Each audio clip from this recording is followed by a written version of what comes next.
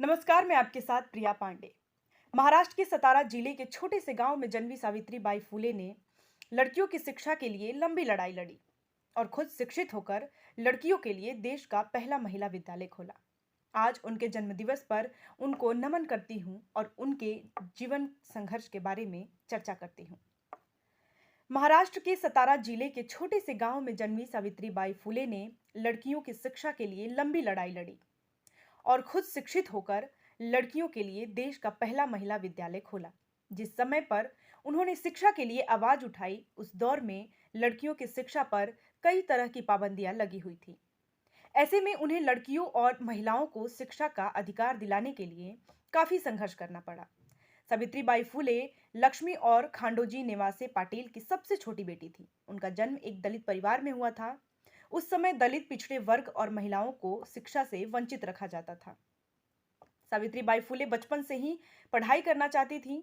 बताया जाता है कि एक दिन वे अंग्रेजी की किताब लेकर पढ़ने की कोशिश कर रही थी। इस दौरान उनके पिताजी ने उनको देख लिया और किताब फेंक कर उन्हें डांटा।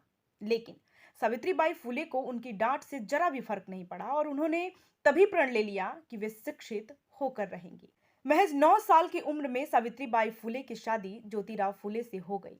जब उनका विवाह हुआ तब वे अशिक्षित थीं और उनके पति ज्योतिराव फुले तीसरी कक्षा में पढ़ते थे। सावित्रीबाई फुले ने जब उनसे शिक्षा की इच्छा जाहिर की तो ज्योतिराव ने उन्हें इसकी इजाजत दे दी। इसके बाद उन्होंने पढ़ना शुरू किया, लेकिन जब वो पढ़ने गईं तो लोग उन पर पत्थर और कीचड़ फेंकते थे और तरह तरह की बातें करते थे। लेकिन उन्होंने हार नहीं मानी, हर चुनौती का डटकर सामना किया। सावित्रीबाई फुले ने न केवल खुद पढ़ाई की बल्कि अपने जैसी तमाम लड़कियों को शिक्षा के मार्ग पर चलने के लिए प्रेरित किया। शिक्षा के लिए बालिकाओं को संघर्ष न करना पड़े, ये सोचकर सावित्रीबाई फुले ने साल 1848 में अपने पति के सहयोग से महाराष्ट्र के पुणे में देश का पहला बालिका स्कूल स्थापित किया और उस स्कूल की प्रधानाचार्य बनी। यही कारण है कि उन्हें देश की पहली महिला शिक्षिका का दर्जा दिया जाता है। उनके इस कार्य के लिए ब्रिटिश ईस्ट इंडिया कंपनी ने उन्हें सम्मानित भी किया था। महाराष्ट्र में उन्होंने भारत में महिलाओं के अधिकारों को बेहतर बनाने में एक महत्वपूर्ण भूमिका निभाई।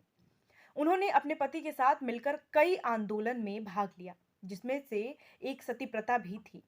उन्होंने शिक्षा के साथ साथ नारी को उनके कई अधिकार दिलाए।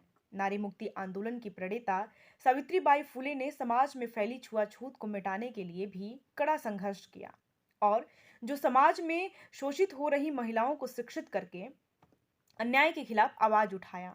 10 मार्च 1897 को सावित्रीबाई फुले ने प्लेग से ग्रसित लोगों की सेवा करते करते खुद प्लेग की चपेट में आने से उनका निधन हो गया।